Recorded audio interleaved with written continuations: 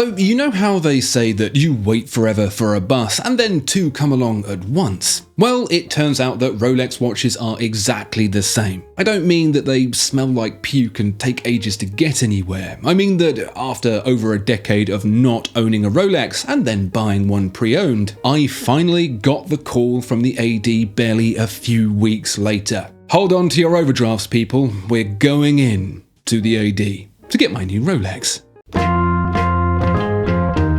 I don't know about you, but I'm feeling pretty humbled and blessed today, which is why I'm wearing this lovely sweater, and you can too, along with any other AMW merchandise you so happen to want, available below. Thanks. You know when everything just falls perfectly into place? That may not be how my AD's timing went, but the watch I purchased, for Rolex at least, marks a moment where exactly that happened. Today it seems like a boring, very average watch, the go-to choice for those with less imagination than a thing with no imagination. But actually, its very ordinary makeup can be broken down into several very specific milestones for Rolex, and indeed the entire watch industry.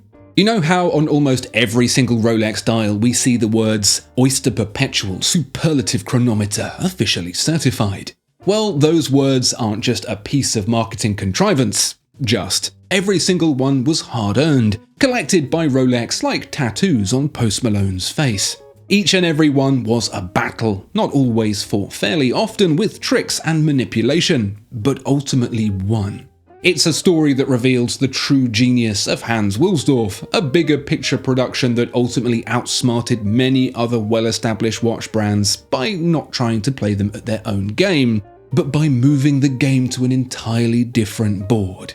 Rolex was founded in 1905, but really it wasn't until 5 years later that the first puzzle piece properly clicked into place. One that earns the lion's share of all those words on the dial, and without which the entire thing would have collapsed in on itself. It was Wilsdorf's unique position that allowed him to seize the opportunity, one that wasn't really visible to any other brand at the time.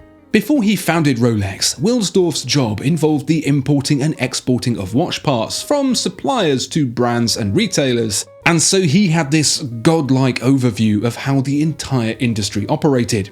It went something like this. In Europe, movements, high-quality lever escapement ones at least, were most often imported from Switzerland. Cases, bracelets, dials, hands, etc. were most often sourced locally, particularly cases and bracelets. Since they were often made of precious metals, local duties made it make more sense to handle those domestically.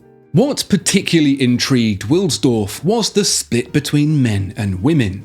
Men wore pocket watches almost exclusively, with wristwatches being a recent and reluctant invention of war, whereas women were likely to split their timekeeping duties between smaller pocket watches and even smaller wristwatches, sometimes disguised as bangles or bracelets. Where the wristwatches often contained poor quality, low accuracy movements, the pocket watches were sometimes fitted with higher grade, miniaturized lever escapement movements, which were capable of good timekeeping performance when well regulated.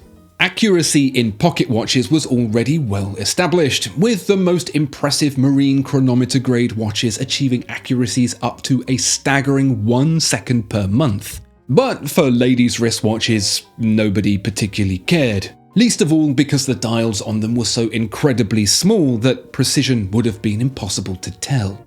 What Wilsdorf saw in this scenario was an opportunity. Fit a lady's pocket watch movement, high-grade lever escapement, into a larger wristwatch. It was Eigler, a company that would eventually go on to become exclusive to Rolex and later purchased by the brand, that Wilsdorf took this opportunity to, knowing they were one of a few suppliers of smaller lever escapement movements. To put this into contemporary perspective, it's a bit like asking Tesla to build an internal combustion engine or James Corden to submit an application to Mensa. The answer to these particular questions is unified with a singular answer: why? Making an accurate, high-quality wristwatch made no sense at the time, but that was the gamble Wilsdorf was willing to take. What ultimately made the gamble pay off was what Wilsdorf did next. It was one thing to make an accurate wristwatch, but it was another to have it officially recognized. He submitted his watch first to the Swiss Official Watch Rating Centre and then to Kew Observatory in London. These were historic places that determined whether or not a watch met its stringent targets for precision, where companies looking to set ever higher standards for marine chronometer accuracy would have their hard work validated. Showing up with a wristwatch must have seemed like something of a joke. It would be like today having someone rock up at Mercedes-AMG high-performance powertrains with a remote-controlled car looking to get it dyno tested. Like I said, watchmakers were pushing accuracies of up to a second a month, and even Wilsdorf knew his watch would come nowhere near that. What it did do, however, was pass the test minima to be classified as a chronometer, the D- that kept it from being held back a year. To the rest of the world, it was a side note, but to Wilsdorf, it was the beginning of a revolution. He now had a superlative chronometer, officially certified no less, but that by itself was no good. It needed context. He'd seen how the wristwatch was used on a battlefield not as a decorative piece of pocketware, but as an actual tool, something that needed to survive the elements and keep on spitting out accurate timekeeping, no matter what. The soldiers didn't want to wear them. They probably thought they were whatever the turn of the century term for lame was, but they needed to. That was Wilsdorf's goal, to make watches people didn't want, but need. And what is the most inhospitable landscape known to planet Earth? No, not Milton Keynes, that's a close second. I'm talking about water, the ocean. Whilst it may look like a tranquil, light-hearted place on episodes of SpongeBob, it's actually the most unforgiving environment conceivable.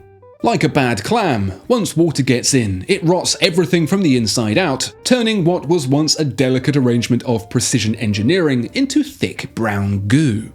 Wilsdorf knew that if he could protect his caliber from water, he would have a headline, something to beat every other historic watch brand down with. There was no particular rhyme or reason for doing this, because of course, being the most inhospitable landscape on Earth, humans had generally left it well alone. They'd scooted about on top of it with mixed results, bobbed a little bit underneath here and there, but never really gone any deeper than that. Humans, like watches, did not play well with water, and so pocket watch manufacturers had absolutely no interest in it. But Wilsdorf figured that if his watch could survive water, it would survive anything. If Wilsdorf found himself in jail, he would have picked a fight with the biggest guy there just to make the same point. But he wasn't an inventor, he was a thinker, and so he thought it would be a good idea to keep an eye on the patent application register and snap up anything he saw that he thought might be useful. Jean Finger's 1921 patent for a watch sealed inside a screw-down case, for example. This would open up the opportunity for Rolex's first waterproof wristwatch. Not the Oyster, but the 1922 Submarine. Submarine was actually already in use as a name for a 1916 waterproof watch made by a watch company called Tavan. However, they hadn't registered it, so guess who did instead? You snooze, as they say, you lose. But Wilsdorf's goal for a waterproof watch was far from won, because there was still the problem of the crown, one that would continue to plague his creation for another decade on. The Submarine was all well and good until it needed winding, or setting.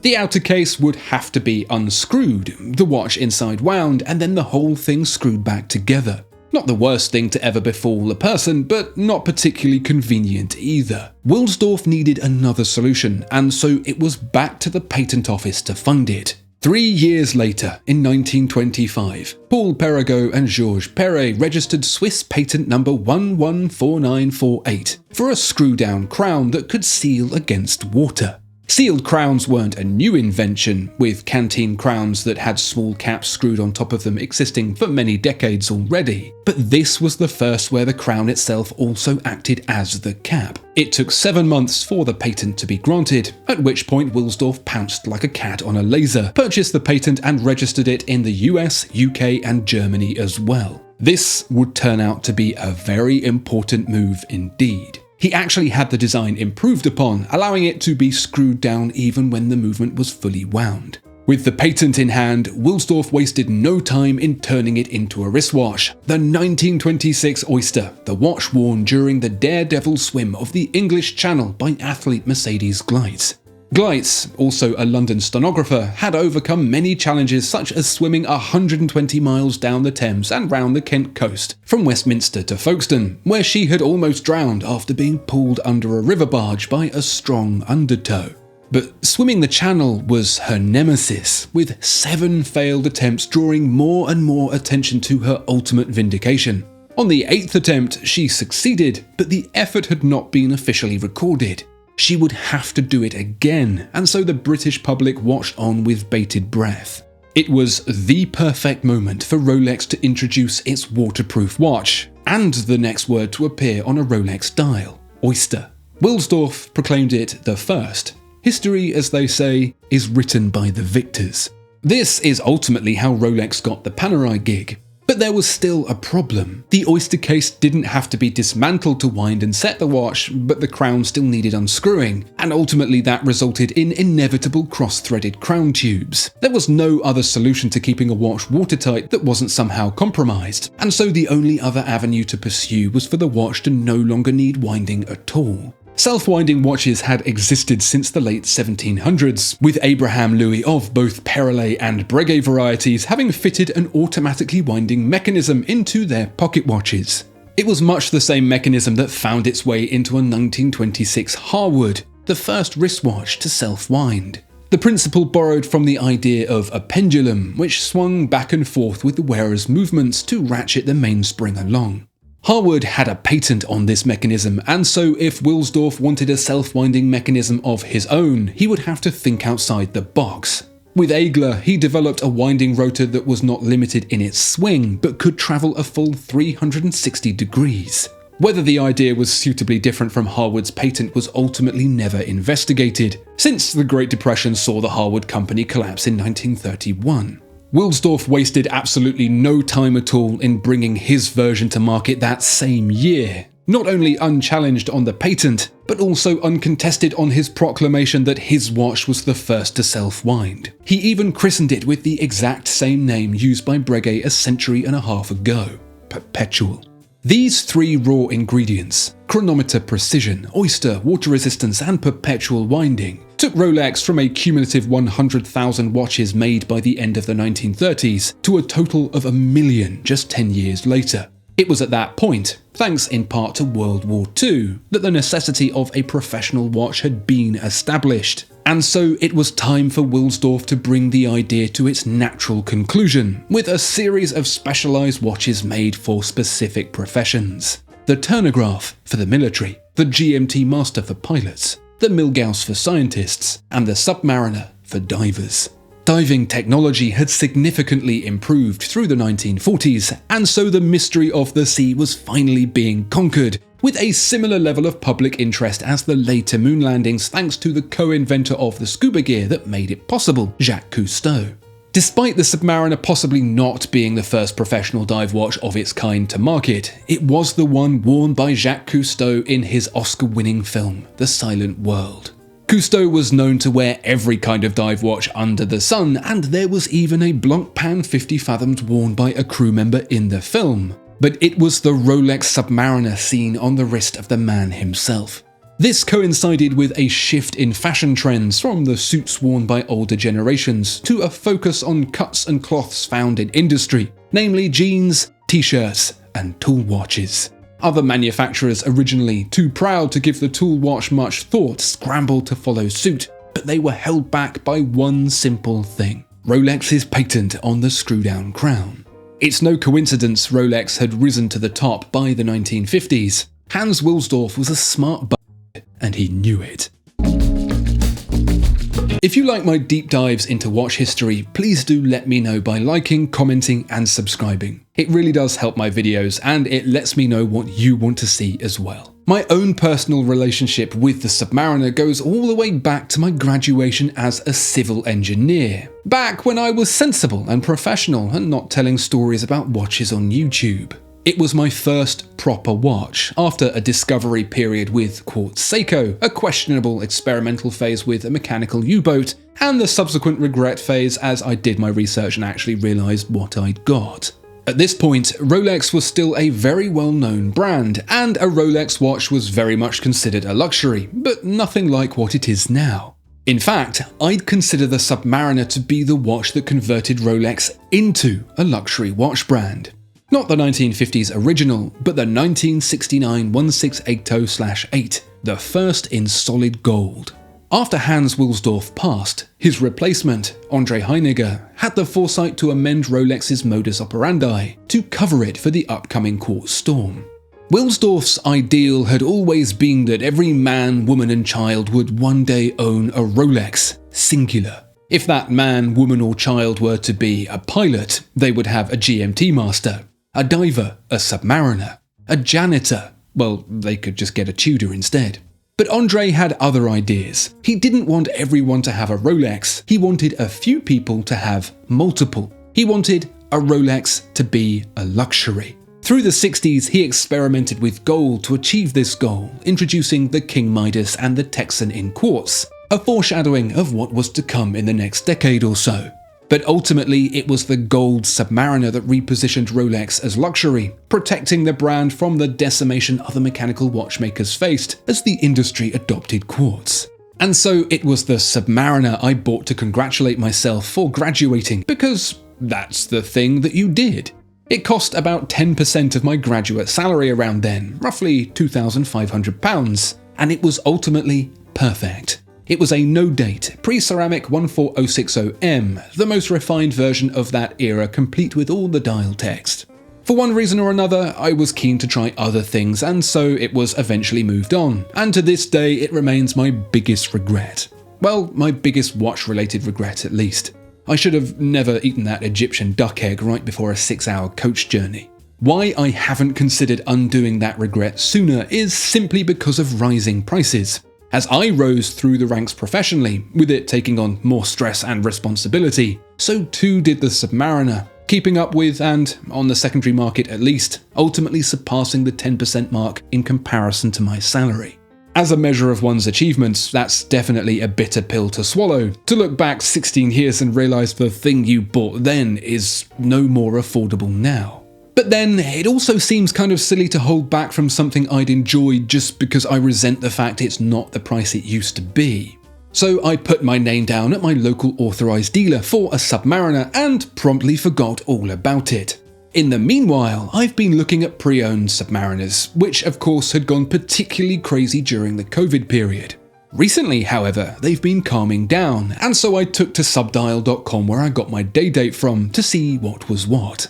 It's actually possible to get a used Submariner for less than RRP now, by quite a chunky amount. The cheapest no-date Submariner new is £8,100, and a pre-ceramic Submariner date from the early thousands can be had from Subdial for between £7,000 and £8,000. The one that went crazy, the green bezel 50th anniversary sub, is a bit under £11,000.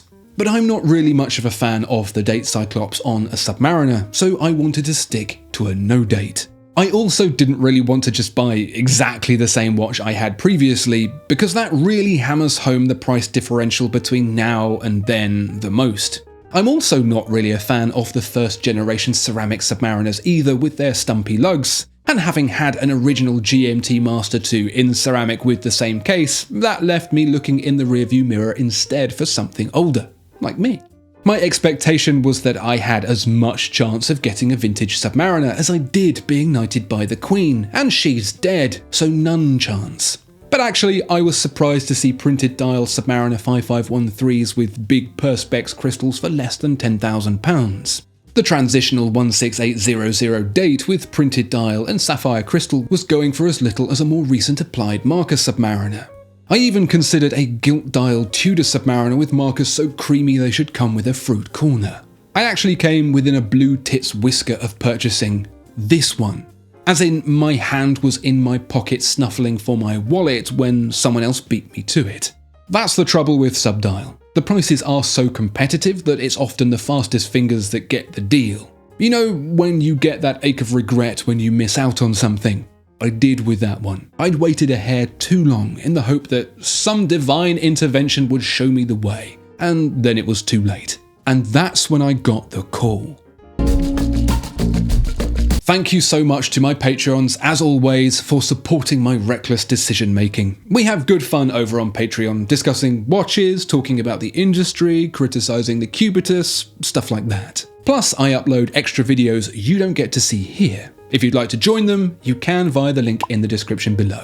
Thank you. So here it is, my very first brand new Rolex. Literally. I've never bought a Rolex brand new for me before, and let me tell you, it's a weird experience. Not because of the retailer or anything, but more because I'm so used to a buying process that involves research, guilt, trying stuff on, guilt, consideration, guilt, making a decision, guilt, chickening out of that decision, guilt, and then finally making that decision, and then, guess what, more guilt. Buying this Submariner was completely 0 to 60, minding my own business, wondering what I was going to have for dinner, to being at the dealer handing over my credit card and walking out the bewildered owner of a watch model I'd not had since I was in my early 20s. It's like if my dad just rocked up out of nowhere and sat down in front of the telly to pick up on Star Trek The Next Generation, where he'd left off.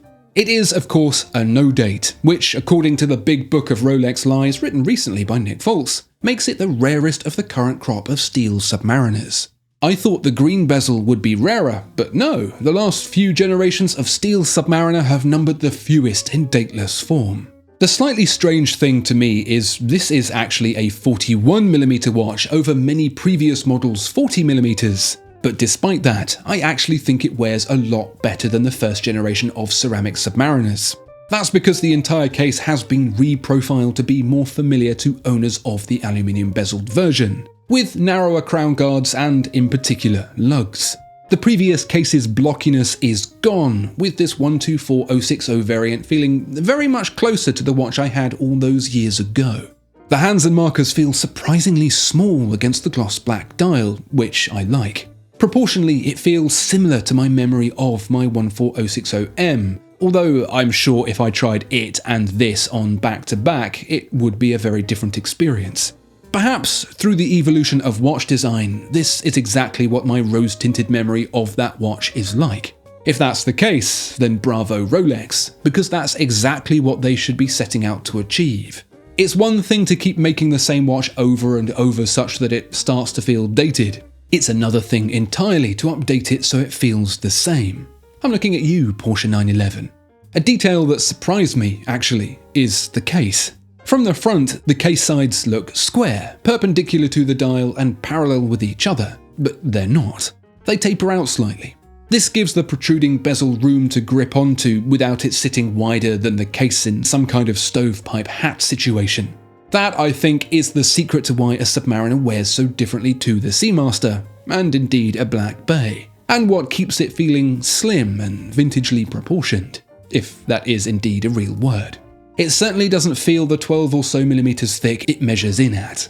If you're a details freak like me, then you might be wondering how I'm getting on with the engraved Riho and all that dial text coming from a pre-ceramic Submariner. But actually, you might remember my 14060M had all those things as well. It was the most controversial thing about my old Submariner, the addition of all those modern details. But for me, it makes this one home away from home.